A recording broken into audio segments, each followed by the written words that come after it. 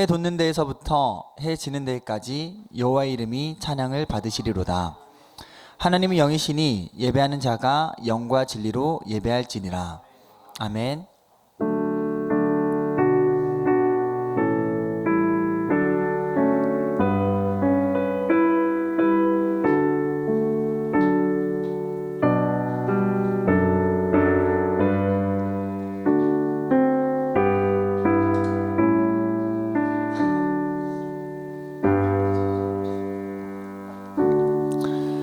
다 같이 사도신경으로 우리의 신앙을 함께 고백하시겠습니다. 나는 전능하신 아버지 하나님 천재 창조주를 믿습니다. 나는 그 유일하신 아들 우리 주 예수 그리스도를 믿습니다.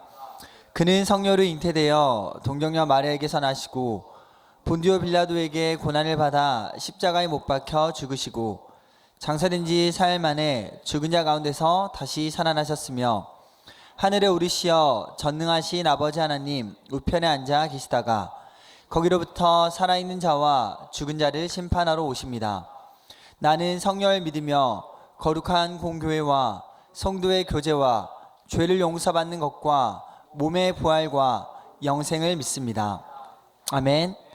하나님의 우리 모두가 자신의 죄와 허물과 잘못을 거짓없이 고백할 때 우리 가운데 용서의 손길을 허락하십니다. 이 시간 한 주간의 삶을 돌아보며 주님과 나만이 아는 죄를 가지고 주님께 참회의 기도를 드립시다. 함께 기도하겠습니다. 오늘 아까 모습 많습니다. 아까 그 모습 그대로였습니다. 정말 아무것도 아님을 아버지 힘으로 아무것도 할 수 없음을 주님께서 저에게 나타내 보여주셨습니다. 아버지 능력이 아닙니다.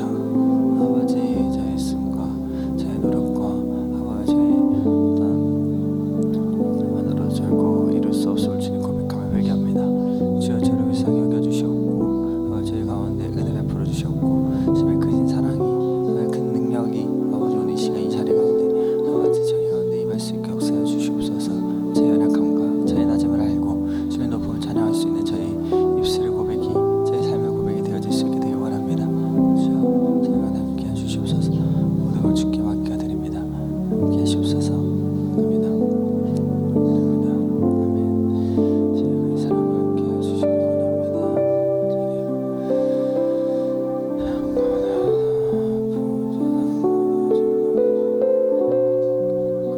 주시옵소서. 예수 기도합니다. 감사드리며 예수 그리스도로 기도드립니다. 아멘. 아멘. 함께 해주시옵소서. 아멘.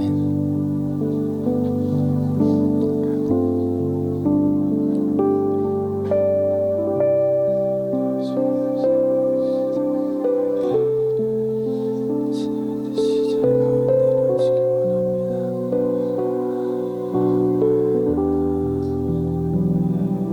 역사해 주시기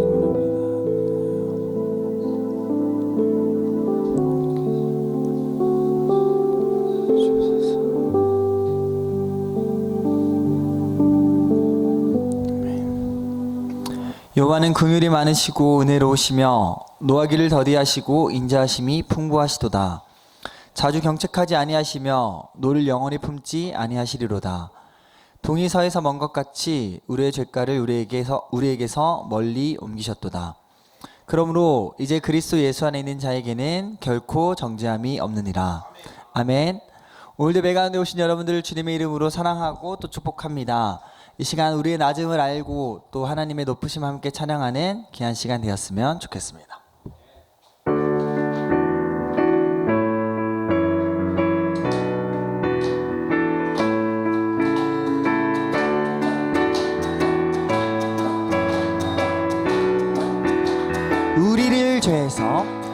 우리를 죄에서 구하시려 주 예수 십자가 지셨으니 기쁘게 부르세 할렐루야.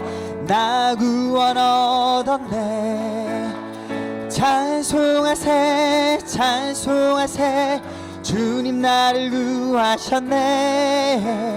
찬송하세 찬송하세 주가 구원하셨네. 우리를 주께서 구했으니 이제 이전에 행하던 악한 일과 주하고 더러 모든 죄를 온전히 3절로 고백할까요?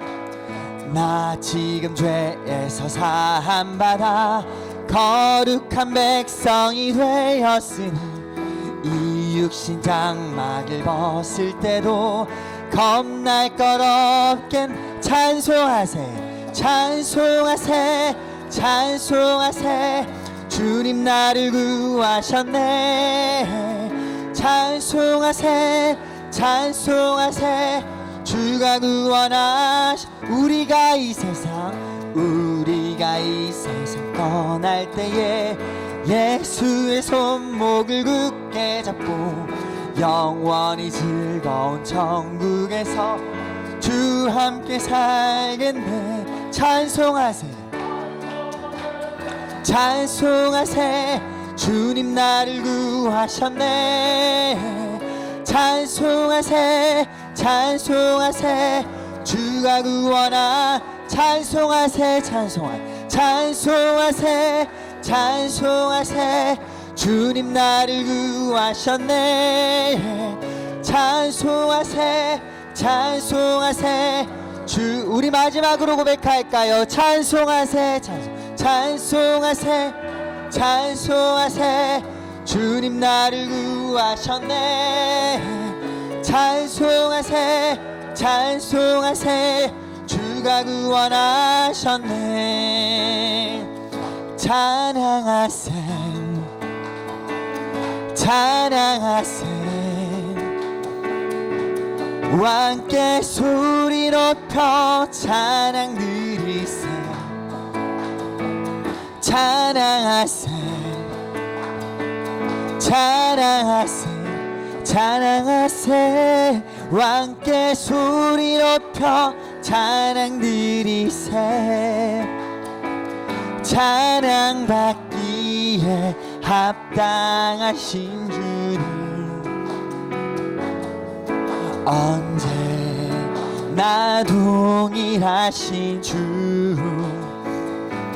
무릎 꿇고서 주 이름 외치세 예수 나의 왕 예수 나의 왕 예수 나의 왕 우리 다시 처음부터 고백할까요? 찬양하세 찬양하세 찬양하세 찬양하세 왕께 소리 높여 찬양 드리세 찬양하세 찬양하세 찬양하세 왕께 소리 높여 찬양 드리세 찬양 받기에 합당하신 주님 언제나 동일하신 주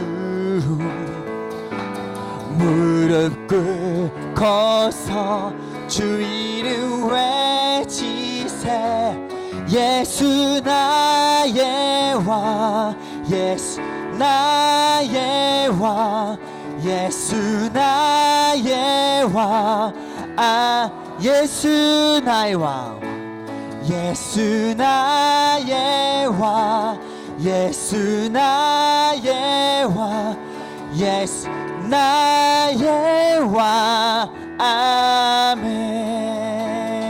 우리 찬양받게 합당하신 주님께 감사의 박수 올려드리기 원합니다.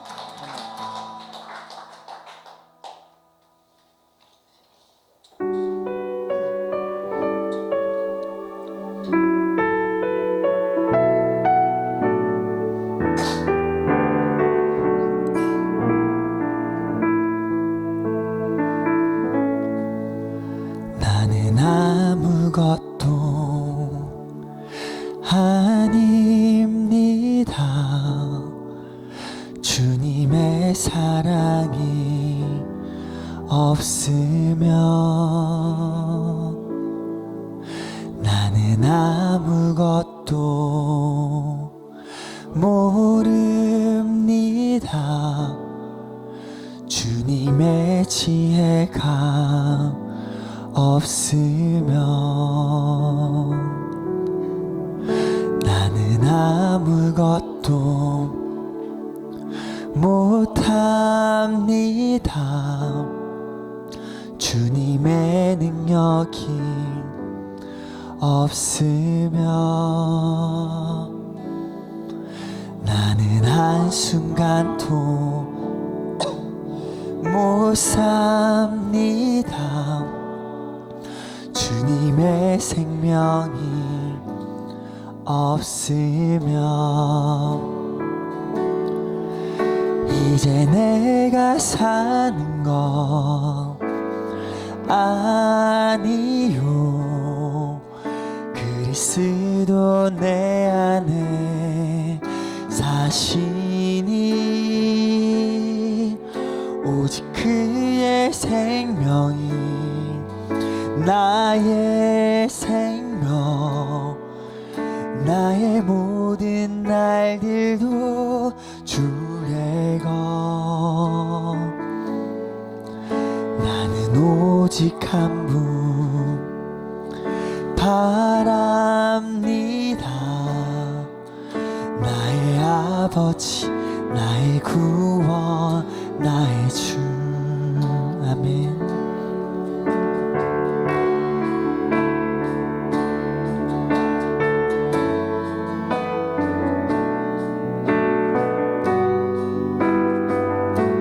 우리 찬양 가사 묵상하며 다시 한번 고백하겠습니다. 나는 아무것도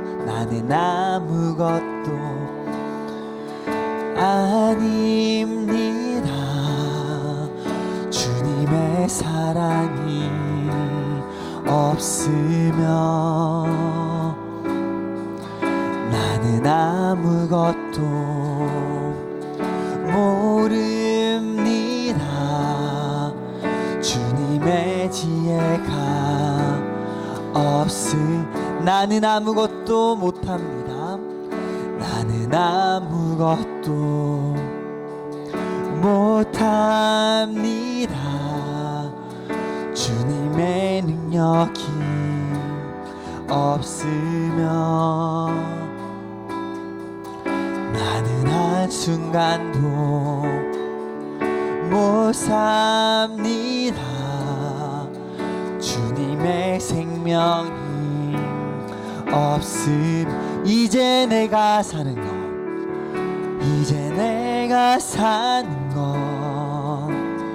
아니요. 그리스도 내 안에 사시니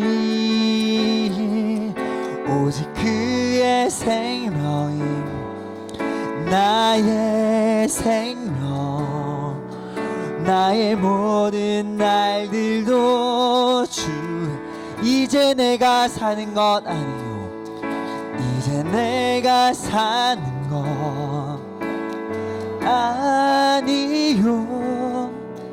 그리스도 내 안에 사시니 오직 그의 생명이 나의 생명, 나의 모든 날들도 주의. 이제 내가 사는 것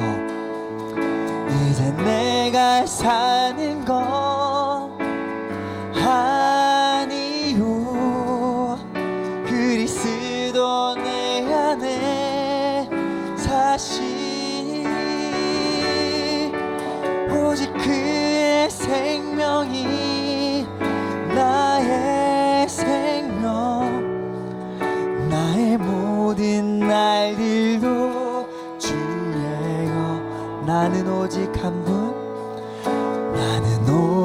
한 분 바랍니다. 나의 아버지, 나의 구원, 나의 주. 나는 오직 한 분 바랍니다.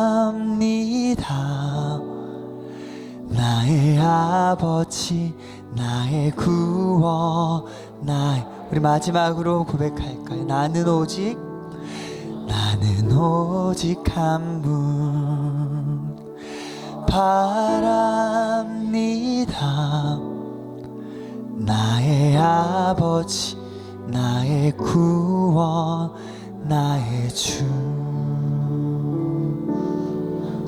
함께 예배를 위해 기도하였으면 좋겠습니다. 이 시간 예배를 통하여서 주님 앞에 저희가 아무것도 아님을 정말 진심으로 고백하고 주님 앞에 겸손함을 회복하고 주님의 높음을 저희가 알고 주님의 높음을 인정하고 주님의 높음을 순종하며 저희가 주께서 행하신 또 주께서 말씀하신 일들을 삶 안에서 순종하며 살아갈 수 있는 저희 모두가 되게 하여 주시옵소서. 저희 연약함 아는 것이 부끄럽고 수치스러운 일이 아니라 모든 것들을 채우시고 또 모든 필요를 만족시키시는 주님 앞에서 가장 저희가 할 수 있는 최고의 행위임을 저희가 고백하며 나아갈 수 있게 되길 원합니다. 함께 예배를 위해 기도하겠습니다.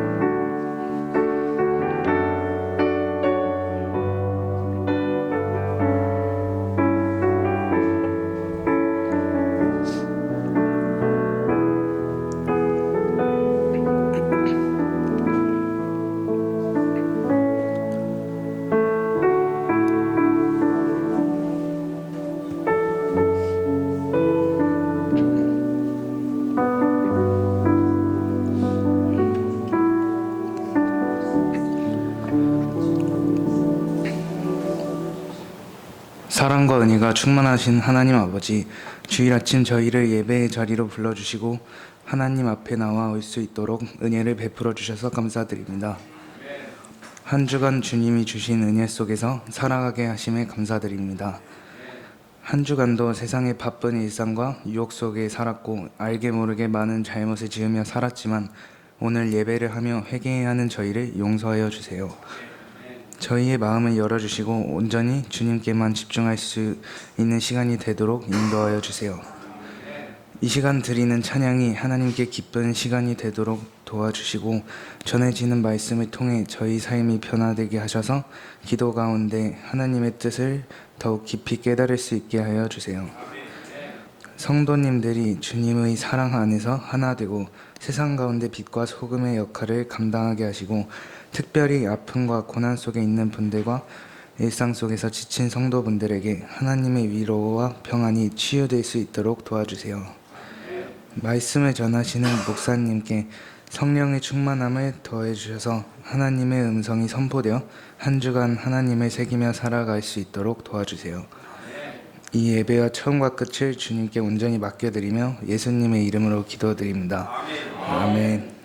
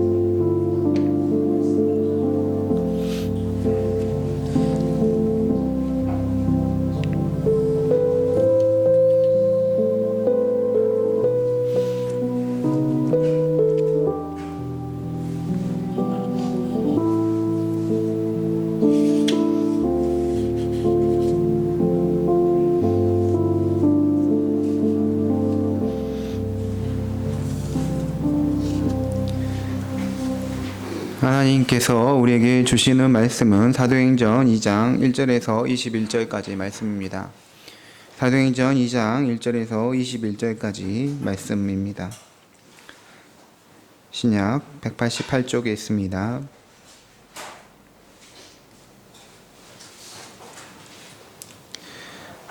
오순절 날이 이미 이름에 그들이 다 같이 한 곳에 모였더니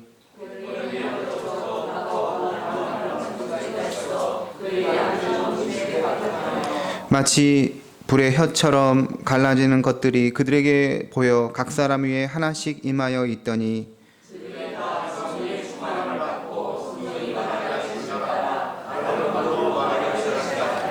그때 경건한 유대인들이 천하 각국으로부터 와서 예루살렘에 머물러 있더니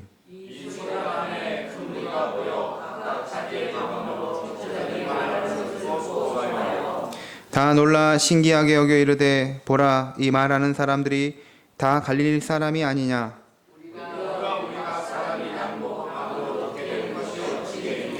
우리는 바데인과 메데인과 엘람인과 또 메소포타미아 유대와 갑바도기아 본도와 아시아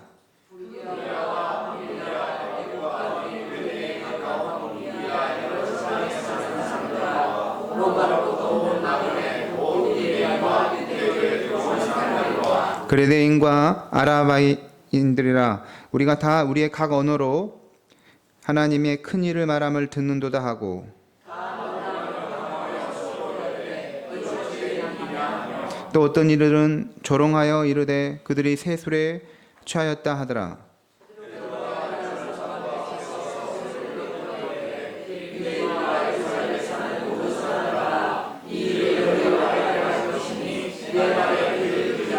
때가 제3신이 너희 생각과 같이 이 사람들이 취한 것이 아니라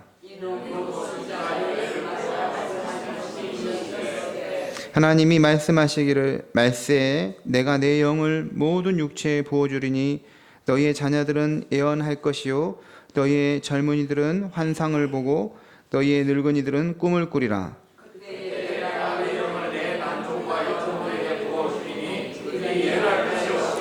또 내가 위로 하늘에서는 기사를 아래로 땅에서는 징조를 베풀리니 곧 피와 불과 연기로다.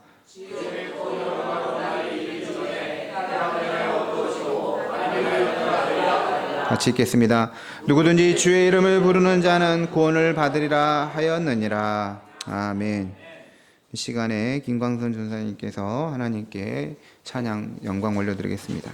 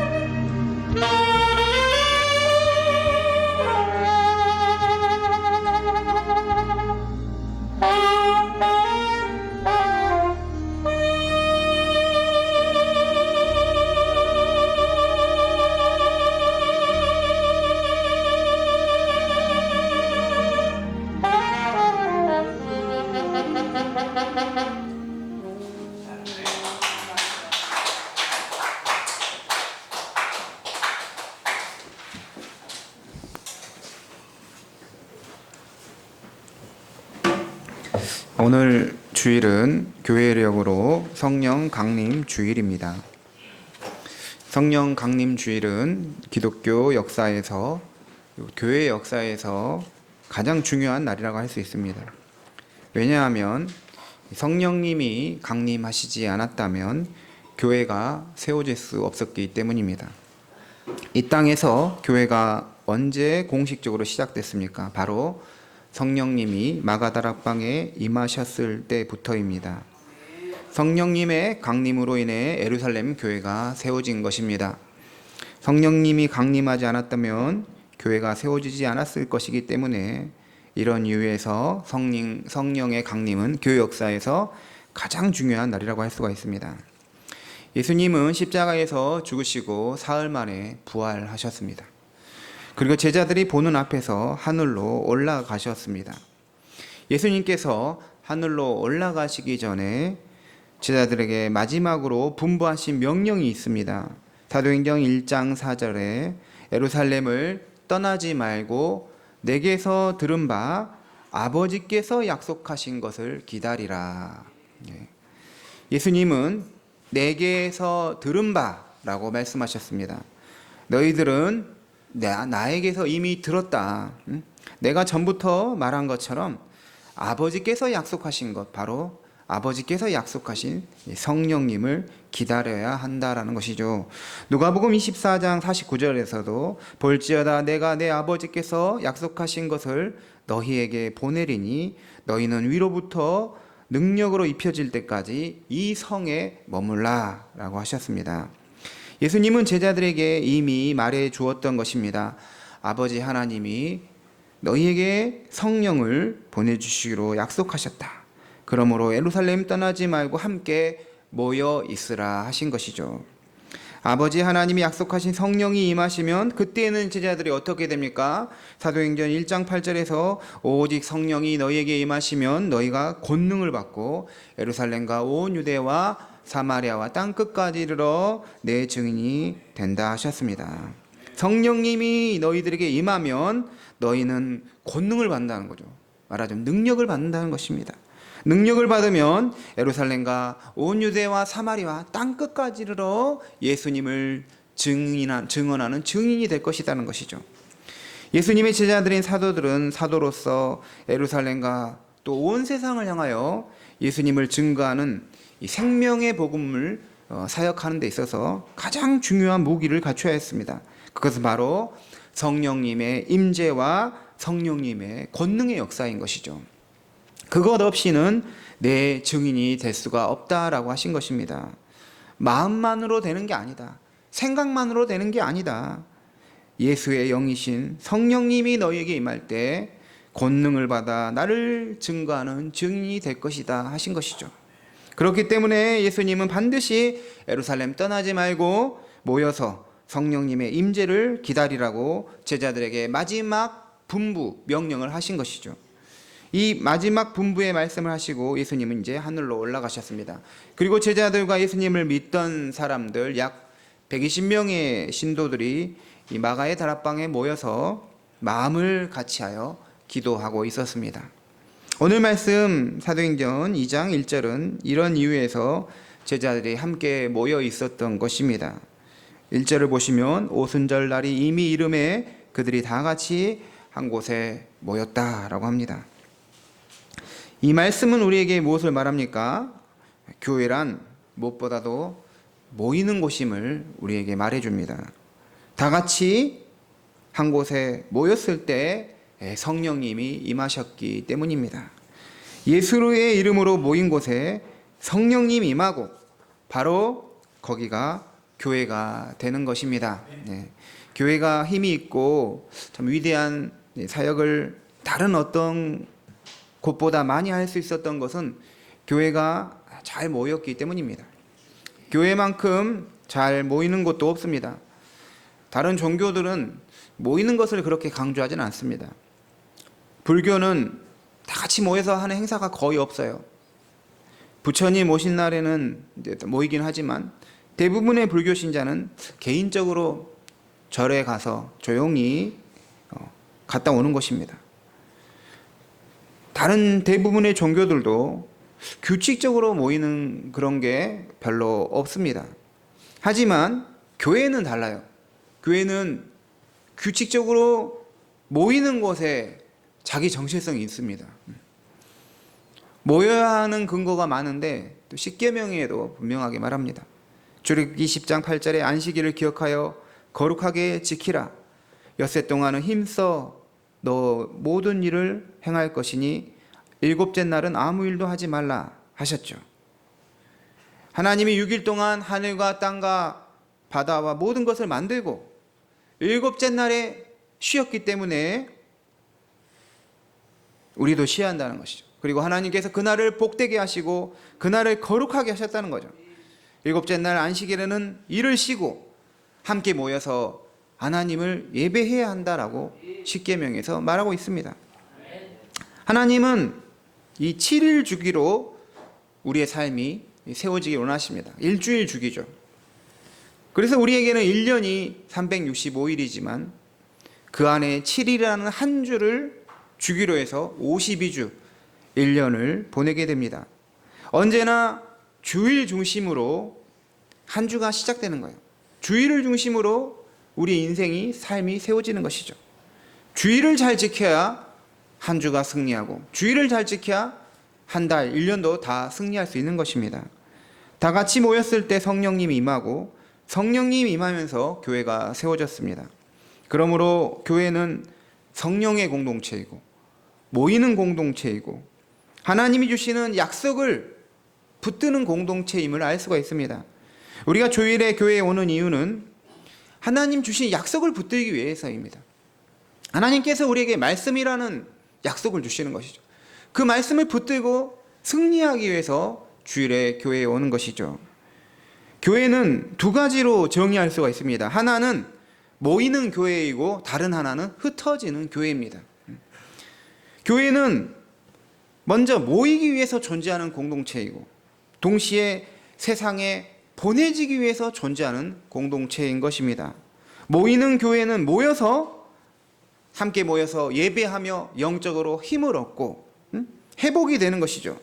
교회의 일치와 사랑의 교제를 나누게 되는 것입니다. 또한 흩어지는 교회는 세상에서 복음을 실천하고 하나님 나라의 확장을 위해 힘쓰는 것입니다. 모이는 교회의 장소는 교회당, 예배당이라면 흩어지는 교회의 장소는 가정이 되고 직장이 되고 학교가 되고 사회 전반이 되는 것입니다. 그런데 세상에 흩어지는 교회로서의 역할을 하려면 먼저 모이는 교회로서의 정체성을 우리가 분명하게 해야 합니다. 예수님도 떠나지 말고 모여 있으라고 말씀하셨습니다. 그리고 예수님의 이름으로 모인 곳에 성령님이 임하면서 세상에 흩어져 복음을 전하고 복음을 실천할 수가 있었습니다.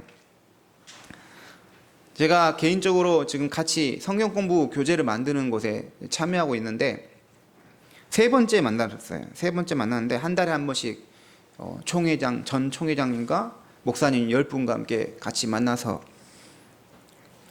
1시간 이상 2시간 막 이렇게 토론하고 이야기를 하는데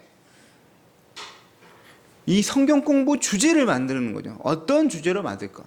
성경 공부 4년 커리큘럼 2년, 짧게 하면 2년이고 넓게 하면 4년인데 이 커리큘럼 만드는데 어떤 주제를 선택할까 하다가 너무 그게 힘든 거예요. 생각이 다른 것입니다. 어떤 분은 기존에 있는 성경 공부 틀을 벗어나야 된다. 식상한 거 벗어버리고 이 시대에 맞는 성경 공부를 만들어야 된다. 또 어떤 분들은 우리가 기본적인 것들을 알아야 된다. 막 이런 이야기를 막 하다가 지난주 목요일에 만났는데 결론은 저한테 위임을 한 것입니다. 모든 거를 제가 만들어 가야 되는 것입니다. 그러면서 제가 생각한 게 뭐냐면 모이는 교회와 흩어지는 교회를 같이 해야 되겠다. 그러니까 가장 기본적인 것들을 바탕으로 해서 우리 시대에서 우리가 꼭 알아야 될 그런 중요한 내용들도 또 성경 공부를 다루면 좋겠다 이런 생각을 했습니다.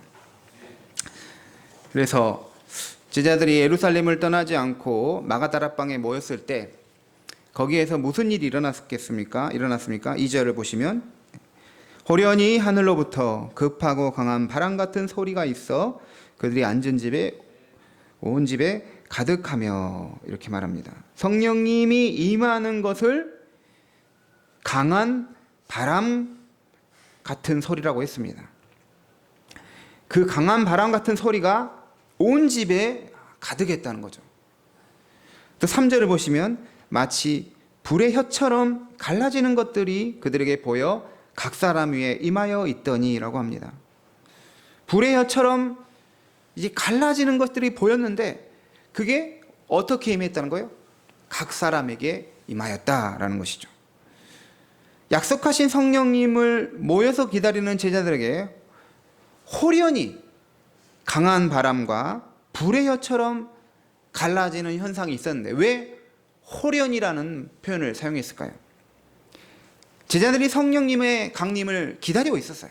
약속하신 성령님을 기다렸지만 그날이 정확하게 언제인지 또 어떤 방식으로 성령님 임하는지 예측할 수 없는 방식으로 임하신다는 것을 우리에게 말해주고 있는 것입니다. 성령님을 기다렸지만 성령님이 오시는 그 사건과 그 방식은 제자들이 예상할 수 없는 방식으로 호련히 임한다는 거죠. 하나님이 하시는 일이 그렇습니다. 갑자기 어떤 일이 일어나는 것이죠. 갑자기 예측하지 못한 일이 일어납니다. 갑자기 변화를 받는 것이죠. 갑자기 은혜를 받는 것입니다. 갑자기 잘못을 깨닫고 불현듯 진리를 깨달아 알게 되는 것이죠. 호련히 어느 순간에 우리가 알던 사람인가 했던 사람, 내가 알던 사람이 저랬는가 할 정도로 갑자기 변화를 받는 거예요. 그렇더라고요. 하나님이 하시는 일이 갑자기 사람을 변화시키는 것입니다. 성령님이 강한 바람과 같이 온 집을 채우면서 불의 혀처럼 갈라지면서 각 사람 위에 임하였다는 것입니다. 교회 역사에서 성령님의 임재 방식, 이건 강한 바람과 불의 혀처럼 임하는 방식은 사실은 유일해적입니다. 이 오순절 사건은 특별한 사건이에요. 특별한 방식인 것입니다. 성령님은 교회 역사 속에서 계속해서 임재하셨고 지금도 임재하십니다. 구원의 역사를 일으키지만 오순절에 임한 성령님의 임재 방식을 그대로 반복하지는 않습니다. 그러면 왜 최초의 성령의 강림은 강한 바람과 불의 혀처럼 임하였을까요? 바로 제자들의 이 감각을 통해서 성령님의 강림을 모두 다 의식할 수 있도록 하시기 위해서인 것입니다. 누구 한 명도 이것은 성령님의 임재가 아닐 수 없구나를 확실하게 보여주시기 위해서 그러한 방식으로 임하신 것입니다. 그러므로 오늘 우리에게 이 성령님의 강림은 오순절 강림처럼 바람 같은 소리가 들리지 않더라도 불의 혀처럼 갈라지는 그런 현상이 나타나지 않더라도 성령님은 원하실 때 얼마든지 각 사람에 임하실 수 있는 것입니다. 바람과 불이라는 성령님이 임하실 때 이 특징을 주셨다면 오늘 우리에게 성령님이 임하실 때 어떤 특징을 주실까요? 성령님의 그 권능을 통한 성도의 변화라고 봐야 합니다. 하나님이 성령을 주시는 방식은 다양한 방식일 수가 있는 것이죠. 하지만 성령의 권능이 성도를 압도하고 그로 인해서 성도가 변화를 받는다는 것은 마찬가지인 거예요. 결국은 바람과 불도 뭐를 상징해요? 변화를 상징하는 것입니다. 강한 바람이 불면 바뀌잖아요. 바람으로 인해서 막 날아다니고 뒤집어지는 것이죠. 변화가 있잖아요. 불도 모든 것을 태우죠. 모든 것을 태우면서 열과 빛을 냅니다. 변화를 일으키는 것입니다. 바람 같은 소리로 불처럼 성령님이 임할 때 두 가지 뚜렷한 모습을 보여주는데, 첫째는 각 사람 위에 하나씩 임하였다는 것입니다. 같이 해보겠습니다. 각 사람 위에 하나씩. 네. 3절에 각 사람 위에 하나씩 임하였더니 이렇게 말합니다. 오순절 성령님이 임하는 사건은 성령님이 한 사람 한 사람 각 사람에게 임한 것이에요. 이게 바로 구약과 신약의 차이입니다. 구약 시대에도 성령님이 계셨어요. 성령님이 역사하셨어요. 그런데 성령님은 이스라엘이라는 민족 집단적으로 전체 구성원에게 한꺼번에 어떤 임하는 역사였어요. 이스라엘 민족 전체에 임하였던 분이 성령님이었다면 각 개인에게는 임하는 게 아니었다는 것이죠. 물론 성령님은 구약 시대에 어떤 개인에게도 임하기도 하셨죠. 이것은 하지만 예외적인 것이었습니다. 아주 특별한 사명을 받은 사사들이나 예언자들이나 제사장들과 같이 특별한 임무를 맡은 자에게 그 임무를 행하기 위해서 성령이 예외적으로 임하셨다면, 이제는 누구나 예수님을 믿는 자 누구에게나 각 사람에게 성령이 임한다는 거예요. 이게 구약과 신약의 차이가 되는 것입니다. 사실 지금도 특별한 사명을 가진 분이 있어요. 목회자도 그럴 수 있습니다. 또 복음을 전하기 위해서 선교사님도 그럴 수 있어요. 그분들은 온전히 그 일을 위해서 헌신해야 합니다. 그래서 그 사명을 감당하려면 성령님의 임재가 필수적입니다. 하지만 오순절 이후로는 그렇게 특별한 사명을 가진 분들에게만 성령이 임하는 것이 아니라 주의 이름을 부르는 사람 누구에게나 성령님이 임한다는 거예요. 오늘 우리가 읽었던 사도행전 2장 17절을 보면 하나님이 말씀하시기를 말세에 내가 내 영을 모든 육체에 부어주리니 너희의 자녀들은 예언할 것이요 너희의 젊은이들은 환상을 보고 너희의 늙은이들은 꿈을 꾸리라. 모든 육체에 성령을 부어주신다는 거예요. 어떤 특별한 직무를 위해서 일시적으로 임하는 성령님이 아닌 누구에게나 임하시는 성령님이 되시는 것입니다. 말세에 내가 내 영을 모든 육체에 부어주니까 자녀들은 뭐 하는 거예요? 예언하고 젊은이들은 환상을 보고 늙은이들은 꿈을 꾼다 말합니다. 또한 성령을 남종과 여종에게도 부어준다고 하십니다. 이렇듯 성령님은 자녀들, 젊은이들, 늙은이들, 남종, 여종 모든 사람에게 누구에게나 개별적으로 임하는 하나님의 영이시다는 것이죠. 21절 말씀에 그래서 누구든지 주의 이름을 부르는 자는 구원을 받을 것이다 라고 하신 것입니다. 주 예수의 이름을 부르는 자는 성령님을 받게 되는 놀라운 특권에 참여하게 되는 것입니다. 구약시대의 예언자 요엘은 이런 환상을 본 것이죠. 이런 계시를 받은 것입니다. 메시아가 오시면, 메시아 그리스도가 오시면 이제 그가 모든 육체 각 사람에게 성령을 부어주실 것이라는 것이죠. 바로 그리고 그 예언은 오순절 마가 나라방에서 성취가 된 것입니다. 그리스도를 믿는 자 누구에게나 그리스도가 보내주신 성령님을 받게 되는 것입니다. 예수 그리스도가 하늘에 올라가셔서 가장 먼저 하신 일은 성령님을 우리에게 보내주신 일이었습니다. 그리고 모든 믿는 자에게 성령님이 임하는 성령님의 그 보편적 사역 역사를 경험하게 하신 것이죠. 오순절 성령 강림 사건은 믿는 모든 사람에게 성령이 임하는 그 출발점이 되는 것입니다. 고린도전서 6장 말씀을 보면 예수님을 믿는 사람의 육체는 이제 성령의 전이 된다고 말했습니다. 성도가 이제 뭐가 되는 거예요? 내 몸이 성전, 성령의 전이 된다는 것입니다. 구약 시대에는 성전이 예루살렘 성전, 성막 이런 구별된 것이었다면 예수님을 믿는 순간부터 이제 어떻게 돼요? 성령이 계시기 때문에 내 몸이 성전이 되는 것입니다. 네, 얼마나 놀라운 특권입니까? 네? 그래서 우리 성도님들은 내가 예수님 믿으면서 내 몸이 이제 뭐가 되는 거예요? 성령의 전, 성전이 되기 때문에 이 성령의 전으로서 우리의 몸은 성령님이 활동하는 무대가 돼야 돼요. 이 몸을 가지고 성령님의 역사가 실현되는 도구가 돼야 한다는 것이죠. 또한 성령님 임할 때 뚜렷한 특징을 보여주는데, 두 번째는 거기에 모인 모든 성도가 이제 성령의 충만함을 받아서 다른 언어로 말하기 시작했다는 것입니다. 성령의 충만함으로 다른 언어, 이 방언을 하였다는 것은 성령의 놀라운 권능을 신자들이 받았다는 것을 말합니다.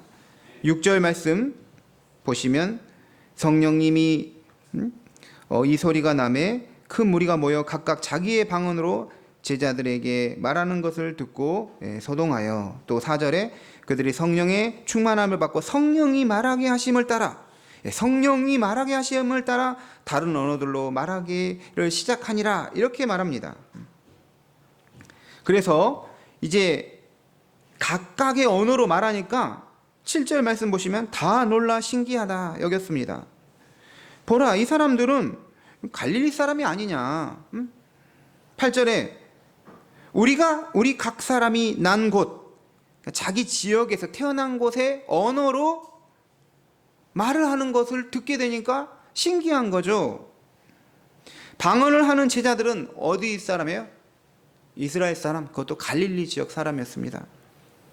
갈릴리 사람이 할 수 있는 언어는 당시에 아람어이죠.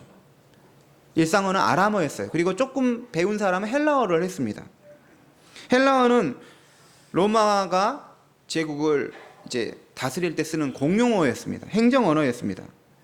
그런데 9절부터 이 10절까지를 보면 그런 성령님이 임하는 광경을 지켜보던 사람들이 그들 지역 언어를 말하는 것을 보게 되는 것이죠. 바데, 메데, 엘람, 메소포타미아, 유대, 갑바도기아, 본도, 아시아, 부르기아, 밤빌리아, 애굽, 각 지역 언어를 말하고 있다는 것입니다. 이것은 마치 우리 선한목자교회 성도님들이 한국어밖에 말 못하는데 성령님이 우리 성도님들에게 말하게 하셔서 말이 나오는데 태국어를 말하고, 러시아어, 스페인어, 독일어, 프랑스어 로서 그 언어로 하나님의 위대한 일을 증언한다는 것입니다. 그리고 실제로 여기 현장에 태국 사람, 러시아 사람, 스페인 사람이 뭔데, 내가 알고 있는 모국어로 말을 하는 것이죠. 듣게 되는 것입니다. 이것은 언어를 배우지도 않았는데 그 언어를 말한다는 것은 성령의 권능으로밖에 될 수가 없다는 것이죠. 성령님이 임할 때 성령의 권능을 받게 되는데 제자들은 방언을 하는 권능을 받았습니다. 방언은 세상이 가지지 못한 놀라운 권능입니다. 그렇다면 이것은 우리에게 무엇을 말할까요? 성령을 받을 때 신자들은 세상이 가지지 못한 놀라운 권능을 가지게 됨을 말하는 것입니다. 그 권능은 사도들에게는 방언을 말하는 것이었다면 우리 성도님들은 악을 이기고 죄를 이기고 세상을 어둠에서 빛으로 바꾸는 그런 권능을 말합니다.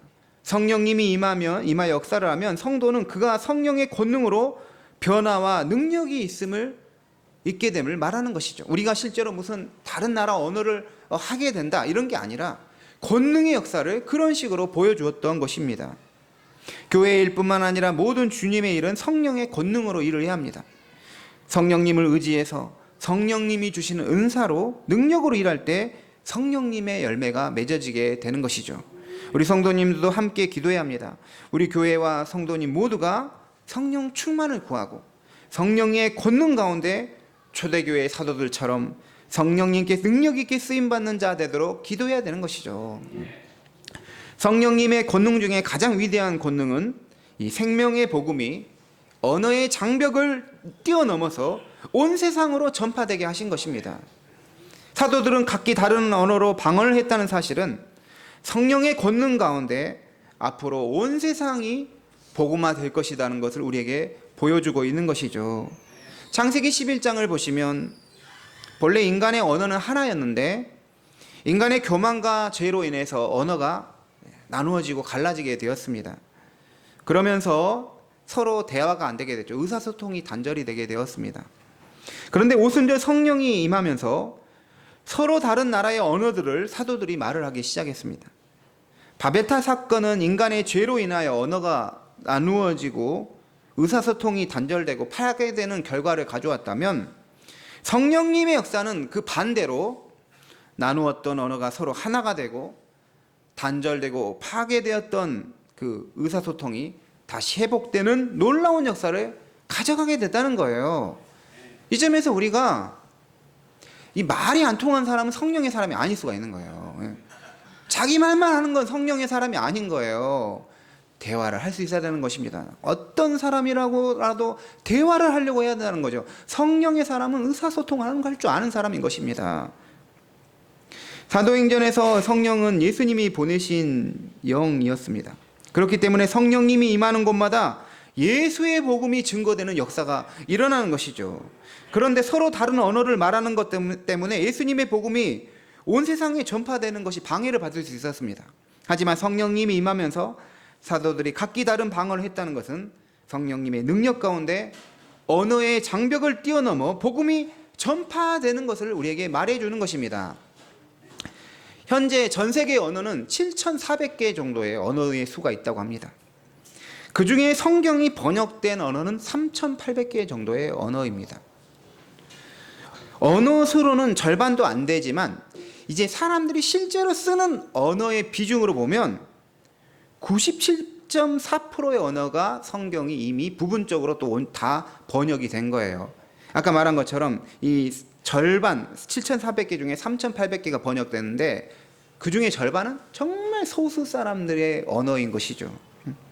전 세계 인구 97.4%는 자신이 사용하는 언어로 성경의 전체 또는 성경의 일부를 접할 수 있는 것이죠.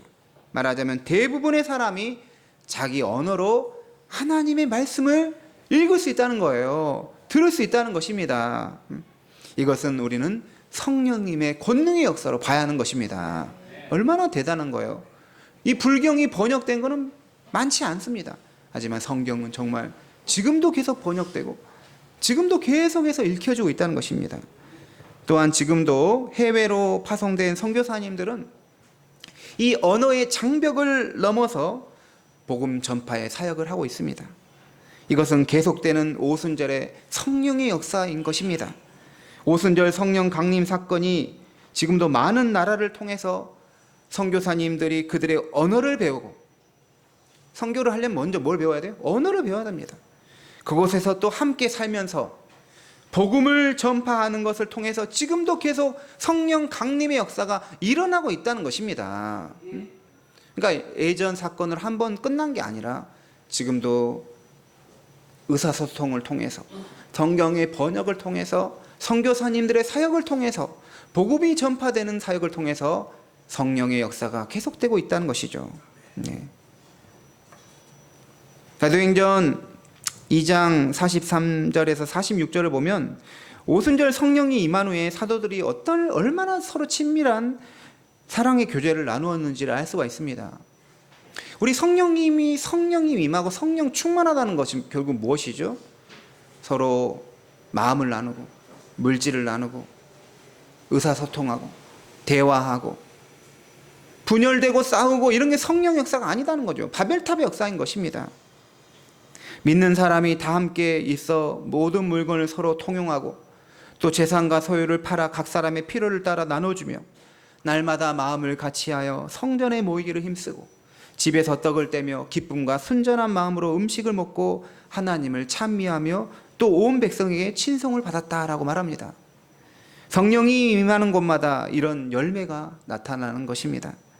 기도로서 성령 충만해지고 은혜가 가득하면 대화도 잘 되는 것입니다.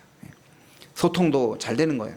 그래서 먼저 가정에서부터 남편과 아내와 또 자녀와 부모님과 소통의 역사가 있기를 바랍니다. 세상에서도 소통할 줄 알아야 한다는 것이죠. 13절 말씀 또 읽겠습니다. 13절 시작. 또 어떤 이들은 조롱하여 이르되 취하였다 하더라. 성령이 각 사람에게 임하였고 성령의 권능이 나타나 각기 다른 언어로 방언을 하여 하나님이 하신 위대한 일을 들었어요. 그런데도 불구하고 성령의 이 역사를 조롱하고 그것을 배척하는 사람이 있습니다. 어떤 사람들이 말하기를 아침부터 새술에 취해서 저런 일이 있었다고 제자들의 그 사건을 조롱하고 비난했습니다. 사람들은 참 자기가 이해가 안 되고 경험하지 못한 일에 대해서 그것이 무엇인지 겸손하게 살피려고 하지 않고 비방하는 것을 먼저 쉽게 선택합니다. 그런데 그 비방은 말도 되지 않는 비방인 것이죠. 다른 나라 언어로 방언을 하는 그런 광경을 보고도 그들도 예수님을 믿어 성령의 권능 가운데 들어가기를 바래도 부족할 판인데 무슨 말도 안 되는 비난하는 것, 술에 취해서 저렇게 이상한 것이 일어난다라는 것입니다. 근데 사실 이런 비난을 받는 것은 전도자의 운명과 같은 것입니다. 복음 전파의 운명과 같아요. 복음이 전하는 것이 언제나 환영을 받는 게 아니다는 것이죠. 교회가 교회다운 교회로 세워지려 할 때 그게 모든 사람에게 인정받고 칭찬받는 건 아닐 수 있다는 것입니다. 누가복음 11장을 보면 말 못하게 하는 귀신을 들린 사람에게서 예수님이 그 귀신을 쫓아내죠. 그때부터 그 사람이 말을 하기 시작했습니다. 거기 있는 사람 대부분 다 놀랐어요. 그런데 어떤 사람은 예수님이 말 못하게 하는 귀신을 쫓아낸 것은 귀신의 왕 바알세불의 힘을 빌려가지고 귀신을 쫓아냈다. 말도 안 되는 비방하는 것이죠. 예수님조차도 메시아로서 그런 사역을 할 때 비방을 들었어요. 이것은 사도들도 마찬가지라는 것이죠. 그리고 이것은 모든 교회와 성도들의 운명도 될 수가 있다는 것이죠. 하지만 그런 조롱과 비방 속에서도 복음은 결코 중단되지 않아야 합니다. 실제로 사도 베드로는 그 조롱을 듣고 주저하지 않고 일어나서 말씀을 전했습니다.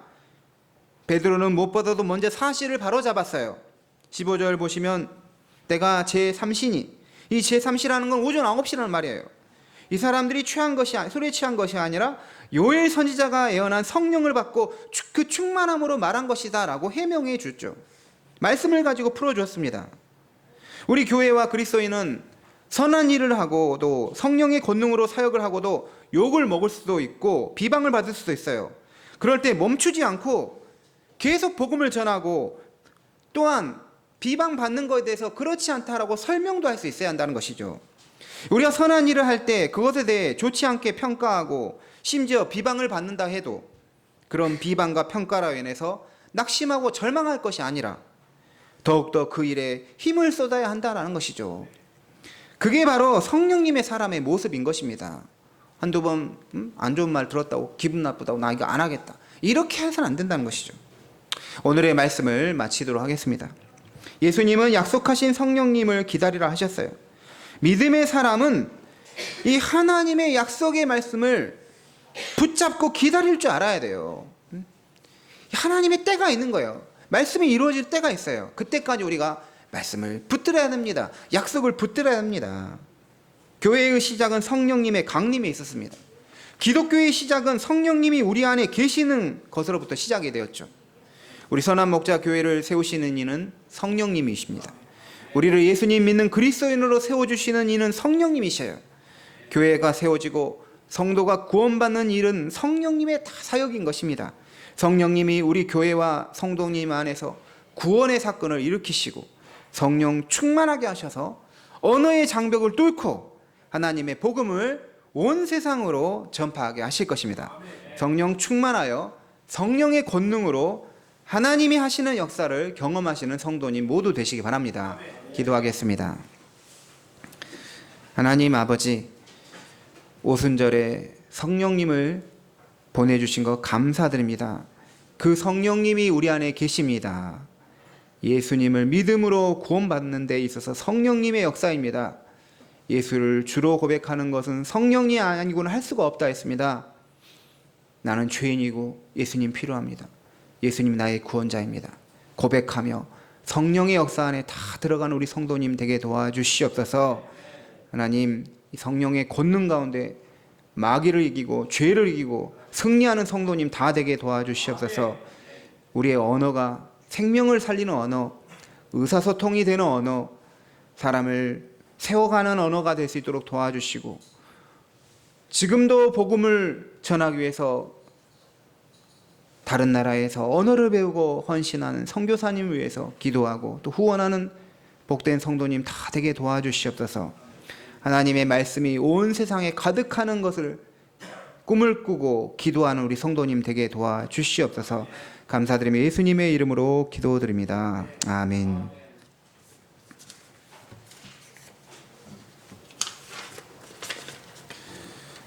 우리 찬송가 191장 찬송하시면서 하나님께 봉헌하겠습니다.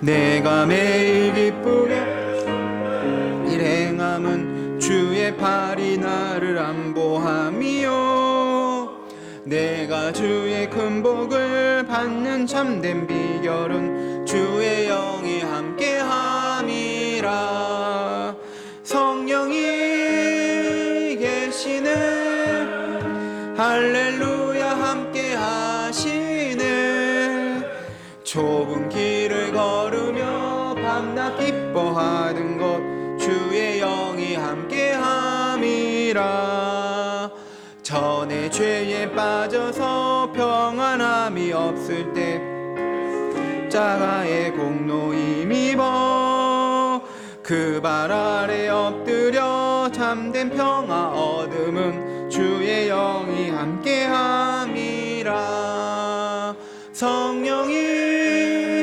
계시네 할렐루야 함께하시네 좁은 길을 걸으며 밤낮 기뻐하는 것 주의 영이 함께함이라 나와 동행하시고 모든 염려하시니 나는 숲의 새와 같이 기쁘다 내가 기쁜 마음으로 주의 뜻을 행함 주의 영이 함께함이라 성령이 계시네 할렐루야 함께하시네 좁은 길을 걸으며 밤낮 기뻐하는 것 주의 영이 함께함이라 세상 모든 정욕 나의 모든 정욕은 십자가에 있음이 못을 박았네 어두운 밤이 지나고 무거운 짐 벗 주의 영이 함께함이라 성령이 계시네 할렐루야 함께하시네 좁은 길을 걸으며 밤낮 기뻐하신 주의 영이 함께함이라 우리에게 성령을 보내주셔서 교회를 세워주신 주님 오늘 성령 강림 주일을 맞아 오순절 마가다락방에 임하셨던 성령님의 권능의 역사를 사모합니다. 우리 모두 성령 충만하여 능력을 받아 세상에서 승리하게 하여 주옵소서.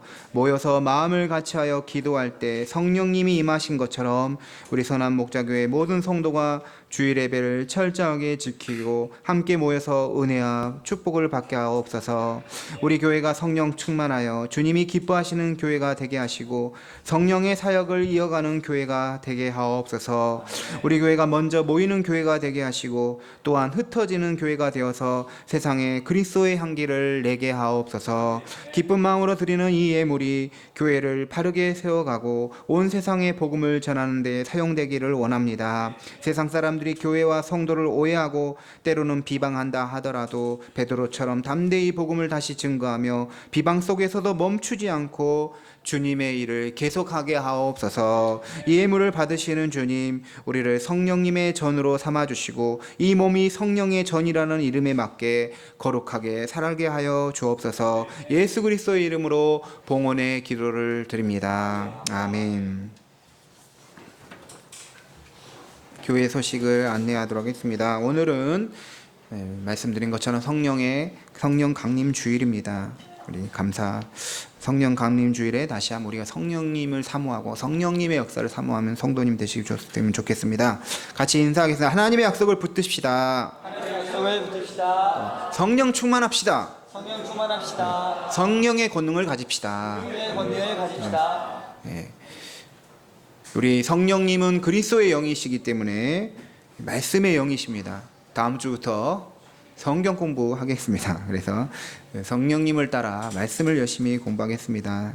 다음 주부터 성경 공부 1단계 그리스도인의 출발 하시는데요. 식사 후에 다 정리하고 우리 모여서 같이 성경 공부하도록 하겠습니다. 다 같이 일어나셔서 파송에 노래하겠습니다.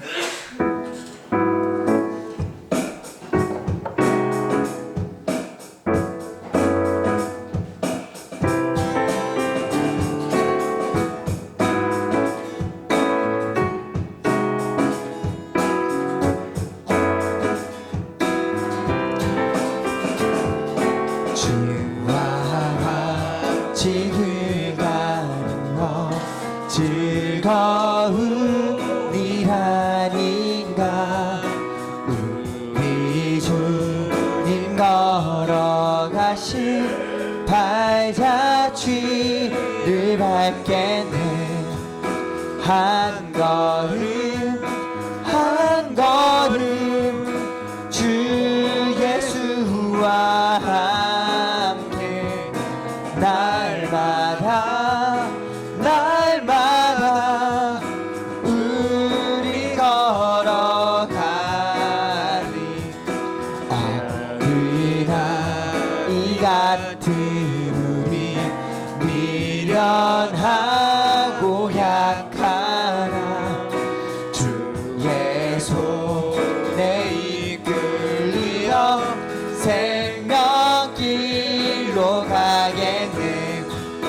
한 걸음 한 걸음 주 예수와 함께 날마다 날마다 우리 걸어가. 한 걸음 한 걸음 한 걸음 한 걸음 주 예수와 함께 날마다 날마다 우리 걸어가리.